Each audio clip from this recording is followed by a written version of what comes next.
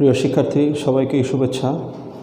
তোমাদের নিশ্চয়ই মনে আছে আমরা উচ্চ মাধ্যমিক পদার্থবিজ্ঞান দ্বিতীয় পত্রের দ্বিতীয় অধ্যায় স্থির তড়িৎ নিয়ে আলোচনা করছিলাম। স্থির তড়িৎ ক্ষেত্রের প্রাবল্য বা তীব্রতা সংক্রান্ত তিন জাতীয় সমস্যার প্রথম প্রকার অর্থাৎ সরল রৈখিক যে সমস্যাগুলি ছিল সেগুলো সম্পর্কে আমরা বিস্তারিত আলোচনা করেছিলাম। আমাদের আরও দুই ধরনের প্রবলেম বাকি ছিল। তার মধ্যে একটি ছিল গোলাকার চার্জিত পরিবাহী এবং আরেকটি ছিল ত্রিভুজাকৃতির পরিবাহীর তড়িৎ ক্ষেত্রের প্রাবল্য সংক্রান্ত সমস্যা। তা আমরা এই দুই ধরনের সমস্যার সমাধান নিয়ে আজকে আমরা আলোচনা করব। অধিকন্তু আমরা আজকে নতুন দুইটা টপিক নিয়ে আলোচনা করব। একটি হচ্ছে আধান ঘনত্ব বা আধানের তলমাত্রিক ঘনত্ব অথবা আধানের পৃষ্ঠমাত্রিক ঘনত্ব, আর একটি হচ্ছে তড়িৎ বলরেখা অথবা তড়িৎ ক্ষেত্ররেখা। তো প্রথমেই আমরা আধান ঘনত্ব, তারপরে তড়িৎ বলরেখা নিয়ে আলোচনা করে তারপরে আমাদেরকে তড়িৎ ক্ষেত্রের প্রাবল্য সংক্রান্ত বাকি যে দুইটি প্রবলেম আছে সেটি নিয়ে আলোচনা করতে হবে। কারণ এই জন্য আমাদের তড়িৎ বলরেখার কনসেপ্ট থাকা জরুরি, না হলে আমরা তড়িৎ ক্ষেত্রের প্রাবল্য সংক্রান্ত গোলকীয় সমস্যার সমাধান করতে একটু অসুবিধা হবে। এনিওয়ে, আমরা এখন আলোচনা করতেছি আধান ঘনত্ব। এটাকে আধান ঘনত্ব অথবা আধানের তলমাত্রিক ঘনত্ব, আধানের তলমাত্রিক ঘনত্ব বলা হয়, অথবা আধানের পৃষ্ঠমাত্রিক ঘনত্ব বলা হয়। এখন এই যে এই টপিকটা আসলো কেন? এই টপিকটি আসার কারণ হচ্ছে যখন আমরা একটি অচার্জিত বস্তুকে চার্জিত করি তখন এই চার্জিত বস্তুর সর্বত্র চার্জের পরিমাণ সমান থাকে না। চার্জের পরিমাণ কোথায় বেশি থাকবে কোথায় কম থাকবে সেটা চার্জিত বস্তুর আকার আকৃতি, অন্যান্য চার্জিত বস্তুর উপস্থিতি এবং চার্জিত বস্তুর শেপের উপরে অনেকটা নির্ভর করে। যেমন আমরা জানি যে যদি কোনো চার্জিত পরিবাহীকে ত্রিকোণ আকৃতির করা হয় তাহলে যেখানে ভাঁজ করা হয় সেখানে চার্জের ঘনত্ব একটু বেশি থাকে। আর সেই জন্যই আমাদের চার্জের পরিমাণ এর থেকে চার্জের তলমাত্রিক ঘনত্ব বা আধান ঘনত্ব জানা প্রয়োজন হয়ে পড়ে। তাহলে আধান ঘনত্ব কাকে বলে? একটি চার্জিত বস্তুর, আমরা যদি একটি চার্জিত বস্তু নিলাম, ধরে নিলাম এটি একটি চার্জিত বস্তু, তাহলে এই চার্জিত বস্তুর যে কোনো একটি বিশেষ বিন্দু আমরা নিব, সেই বিন্দুর চারদিকে একক ক্ষেত্রফলে যেই পরিমাণ চার্জ থাকে, আমরা যদি ধরে নিলাম যে আমরা এই বিন্দুটা বিবেচনা করলাম এবং তার চারপাশে এইটুকু ক্ষেত্রফল, একক ক্ষেত্রফল, এখানে চার্জের যে ঘনত্ব সেটাকে বলা হয় আধান ঘনত্ব। এইটাকে প্রকাশ করা হয় হলো সিগমা দ্বারা। তাহলে যদি টোটাল চার্জ হয় কিউ আর এটার ক্ষেত্রফল যদি হয় এ, তাহলে কিউ বাই এ হচ্ছে এই চার্জিত বস্তুর যেই বিন্দুতে আমরা চার্জ ঘনত্ব বা আধান ঘনত্ব নির্ণয় করতে চাই সেই বিন্দুর তলমাত্রিক ঘনত্ব, সিগমা হচ্ছে কিউ বাই এ, এবং এটার একক হচ্ছে কুলম্ব পার মিটার স্কোয়ার।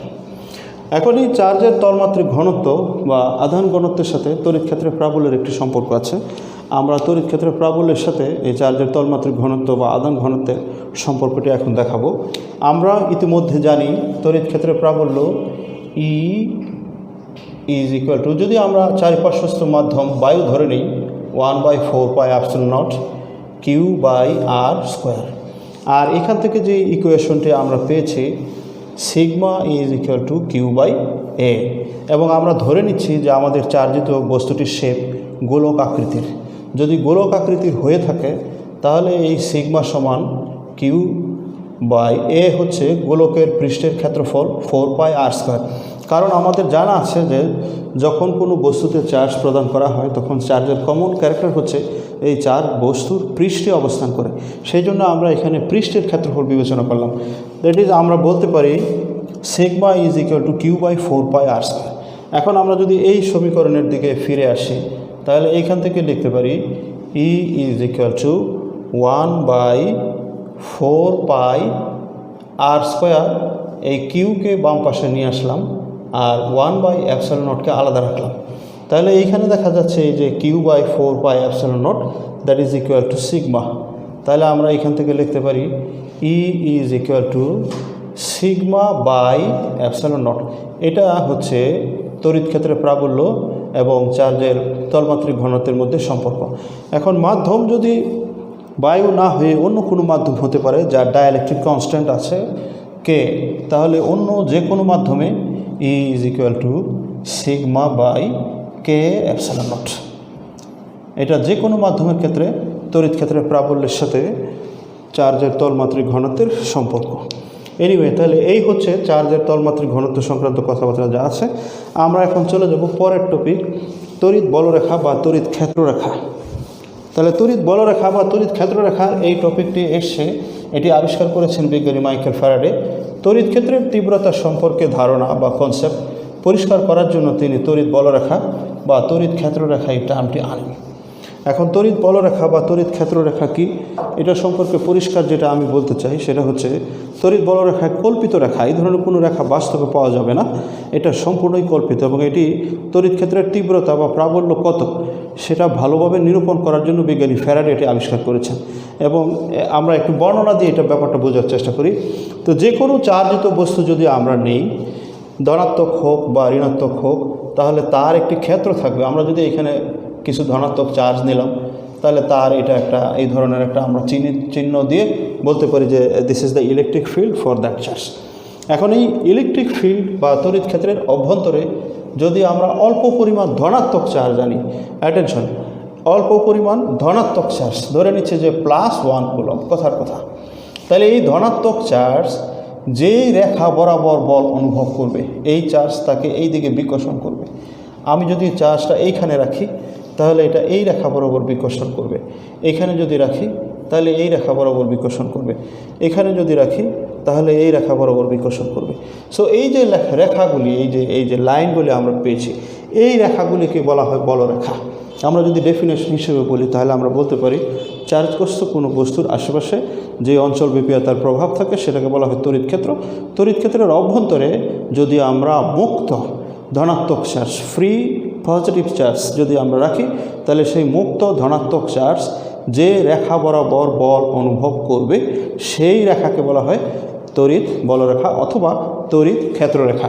তাহলে ধনাত্মক চার্জের জন্য যেহেতু আমরা যে চার্জকে এখানে রাখবো সেটা সবসময় ধনাত্মক, অর্থাৎ আমাদের রেফারেন্স চার্জ অলওয়েজ পজিটিভ, সেই জন্য তড়িৎ ক্ষেত্ররেখার বেশ কয়েকটা চিত্র আমরা এখানে আঁকতে পারি। যদি ধনাত্মক চার্জের জন্য তড়িৎ ক্ষেত্র হয় তাহলে এই ক্ষেত্ররেখা অথবা বলরেখাগুলির ডিরেকশন হবে হচ্ছে বহির্মুখী, বাইরের দিকে। অর্থাৎ এখানে ধনাত্মক চার্জ রাখলে অবশ্যই ধনাত্মক চার্জগুলো এই রেখা বরাবর বাইরের দিকে চলে যাবে। So these are the directions of lines of force for positive charge, electric field for positive charge. এখন যদি এইখানে আমি যদি ঋণাত্মক চার্জের জন্য তড়িৎ ক্ষেত্র রাখি তাহলে অবশ্যই এইখানে যে ধনাত্মক চার্জ আমি রাখলাম সেই ধনাত্মক চার্জ অবশ্যই এই দিকে আকর্ষিত হবে। অর্থাৎ এইখানে আমি যদি ধনাত্মক চার্জ রাখি তাহলে ধনাত্মক চার্জ অবশ্যই এই দিকে আকৃষ্ট হবে। তার মানে তড়িৎ ক্ষেত্র যদি ঋণাত্মক চার্জের জন্য হয় তাহলে বলরেখার দিক হবে অন্তর্মুখী। এটাকে যদি এই চিত্রকে আমরা অন্যভাবে সাজিয়ে এখানে রাখতে পারি যে ঋণাত্মক charge, so these are the directions of lines of force, অন্তর্মুখী।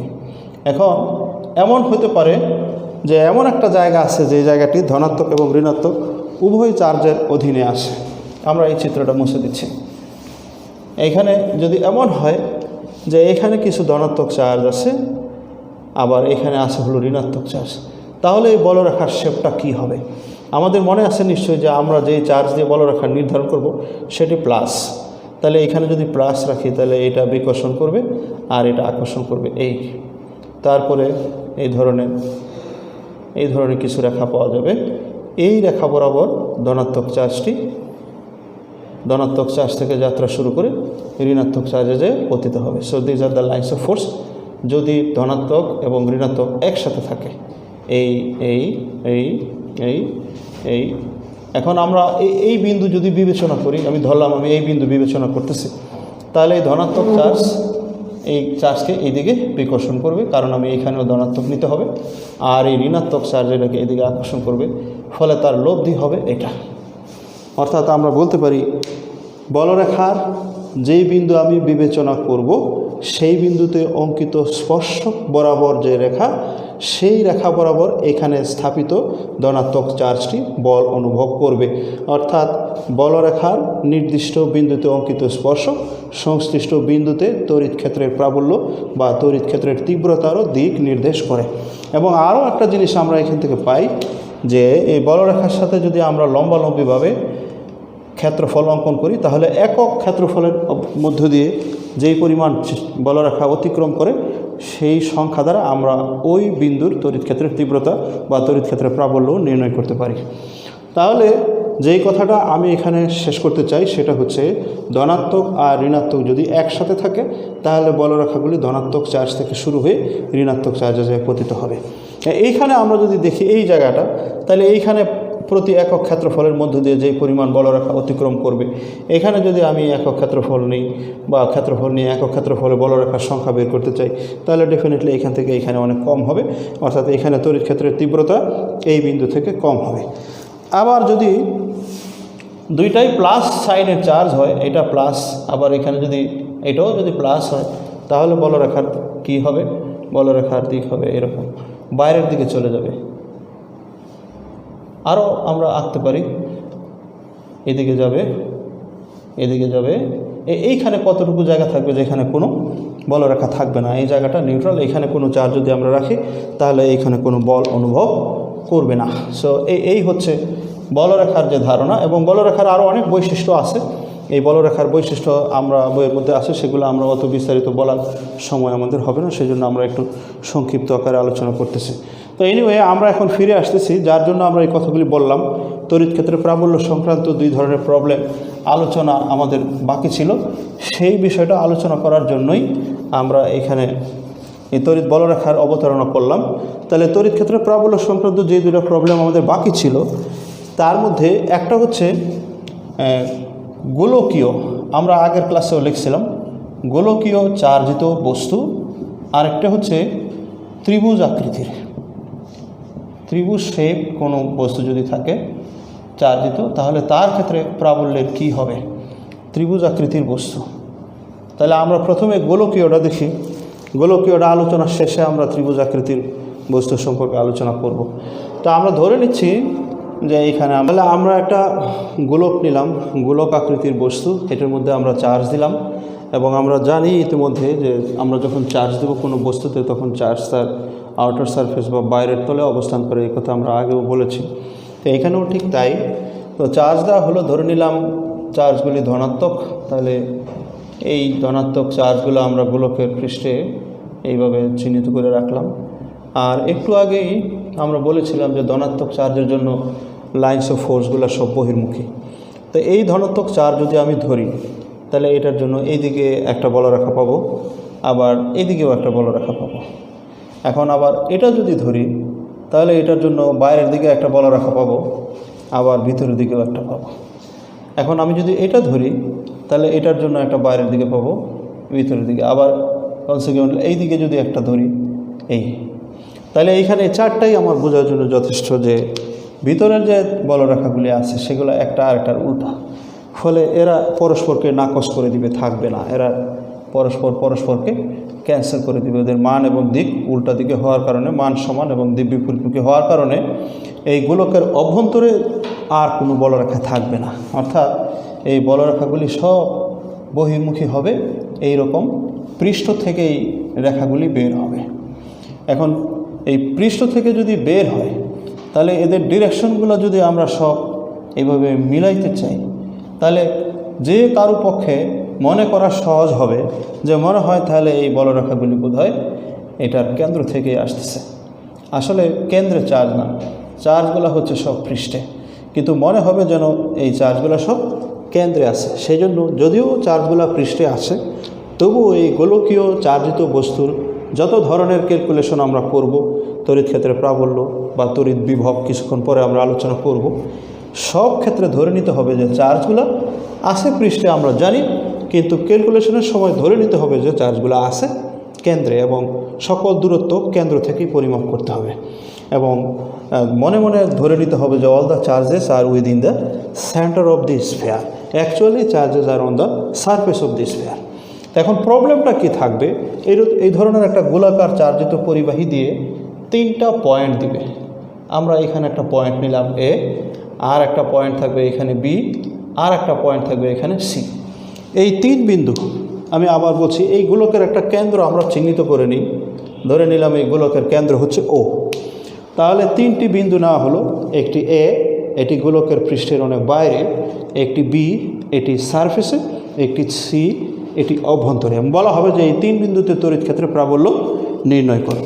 তাহলে আমরা যদি এ বিন্দুতে নির্ণয় করি তাহলে ই অ্যাট এ মাধ্যম আমরা ধরে নিচ্ছি বায়ু, দেন 1/4πε0 এই চার্জ, কোয়ান্টিটি অফ চার্জ এখানে মেনশন করতে ভুলে গেছে, plus Q, then the equation Q by distance কি ও থেকে এ পর্যন্ত, ও এ স্কোয়ার, অর্থাৎ কেন্দ্র থেকে এই পর্যন্ত দূরত্বকে হিসাব করতে হবে, যদিও চার্জগুলো এখানে আছে।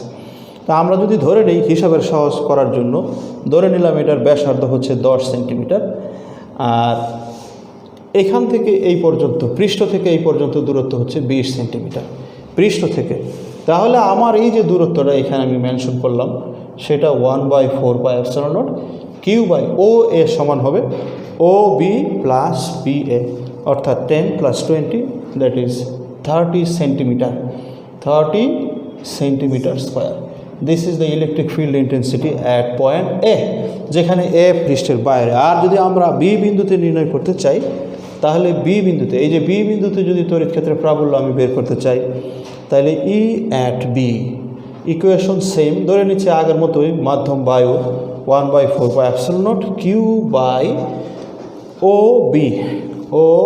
B square. এখানে ও বি সমান হচ্ছে এই গোলকের ব্যাসার্ধ, এটা 10 সেন্টিমিটার বা যাই হোক, যদি আমরা এইখানে দিই তাহলে হবে 1/4πε0 কিউ বাই 10 সেন্টিমিটার স্কোয়ার।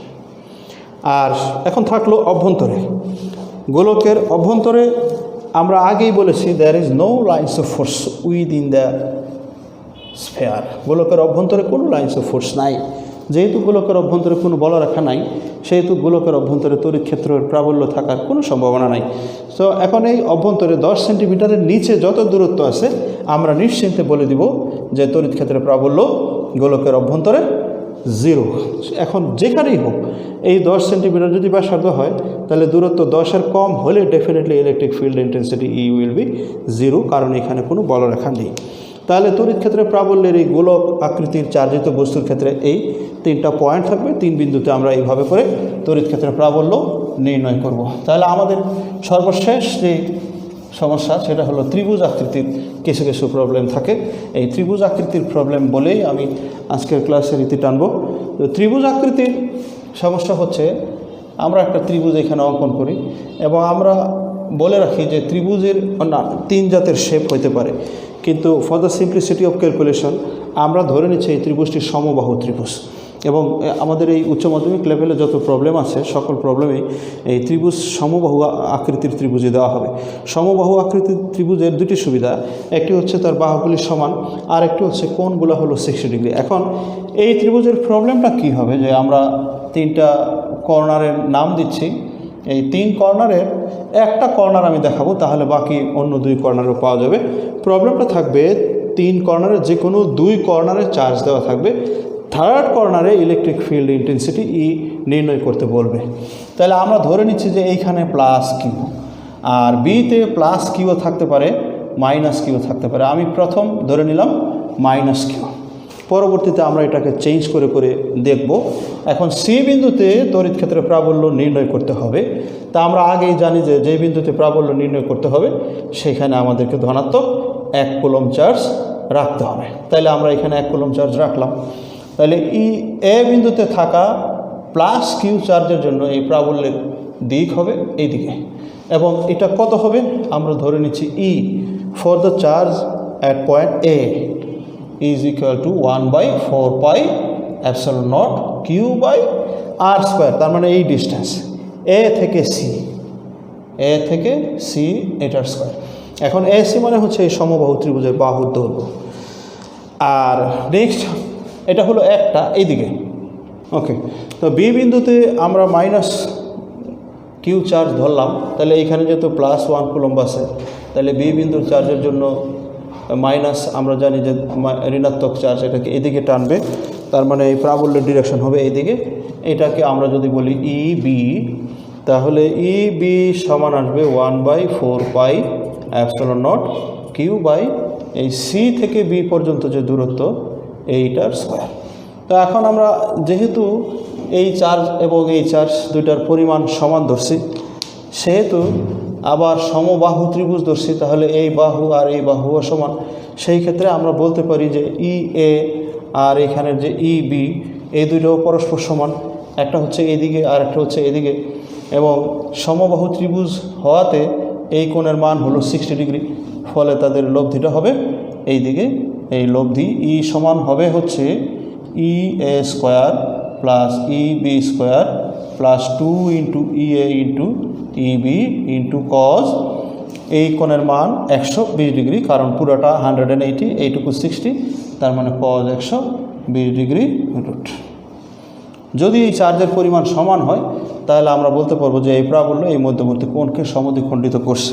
তাহলে যে রেজাল্ট হবে, সেই রেজাল্ট হবে হচ্ছে কি, আমরা যেহেতু প্রাবল্য ভেক্টর রাশি, সেই জন্য প্রাবল্য নির্ণয়ের ক্ষেত্রে তার মানও মেনশন করতে হবে, সাথে সাথে তার দিকও বলে দিতে হবে। তো আমাদের এখানে আমরা দিক বলে দিতে পারি। আর আমরা জানি ভেক্টর রাশির দিক কী করে বলতে হয়।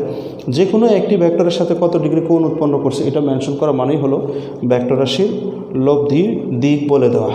তাহলে আমাদের এই যে চিত্র আমরা এখানে আঁকলাম বা বর্ণনা দিলাম, তাতে করে আমরা বলতে পারি যে লব্ধির মান এইখানে আরও যদি সামনে আমরা ক্যালকুলেশন নেই তাহলে কিন্তু আমরা আরও সহজে এটা করতে পারবো, কারণ আমাদের চার্জ সমান এবং দূরত্ব সমান।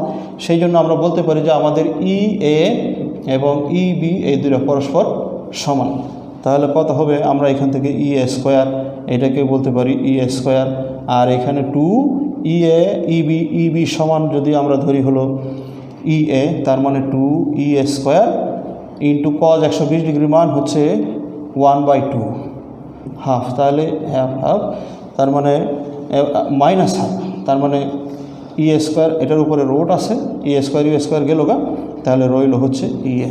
অর্থাৎ আমাদের লব্ধি একটা ই এর সমান, মানে একটি প্রাবল্যের সমান। এটা হচ্ছে রেজাল্ট, এবং এইটা এই মধ্যবর্তী কোণকে সমদ্বিখণ্ডিত করতেছে, অর্থাৎ এই রেখা এবং এই রেখার দিক হলো এ বি বরাবর। তাহলে আমরা বলতে পারি আমাদের লব্ধি যে কোনো একটি প্রাবল্যের সমান এবং এটার দিক হচ্ছে এই বরাবর। এনিওয়ে, এখন চার যদি আমার এটা মাইনাস, এটাও যদি মাইনাস হয় তাহলে কি হবে, তাহলে এটার দিক এদিকে, এটার দিক হবে এদিকে, ফলে লব্ধি হবে আমার এইদিকে, এবং ই সমান সমান লব্ধি ই এ ই বি এটা। আবার এটা যদি প্লাস হয়, এটাও যদি প্লাস হয়, তাহলে এটা প্লাস হওয়ার জন্য হবে এদিকে, আর এটা প্লাস হওয়ার জন্য হবে এদিকে, ফলে লব্ধি হবে এদিকে। আবার এটা যদি প্লাস হয়, এটা যদি মাইনাস হয়, তাহলে এই প্লাসের জন্য এদিকে ই, এটা হচ্ছে বি, আর মাইনাসের জন্য হবে এটা এদিকে, সেই ক্ষেত্রে লব্ধি হবে হচ্ছে ই। অর্থাৎ আমার চার ধরনের লব্ধি পেতে পারি, একটা এদিকে, একটা এদিকে, একটা এদিকে, একটা এদিকে। এখন এই কর্নার ছাড়া অন্য যে কোনো কর্নার দিতে পারে, এটাও বলতে পারে, এটাও বলতে পারে। তো যেই কর্নারই হোক, চার্জের পরিমাণ যাই হোক, চার্জের সাইন যাই হোক, আমরা তৃতীয় বিন্দুতে অবশ্যই এইভাবে তড়িৎ ক্ষেত্রের প্রাবল্য আমরা নির্ণয় করতে পারি। তো শিক্ষার্থী সকলের জন্যই আমরা বলছি যে তড়িৎ ক্ষেত্রের প্রাবল্য সংক্রান্ত যত ধরনের প্রবলেম ছিল সবই আমরা আলোচনা করলাম। আমরা পরবর্তী ক্লাসে ইনশাআল্লাহ তড়িৎ বিভব নিয়ে আলোচনা করব। সবাইকেই অনেক অনেক ধন্যবাদ।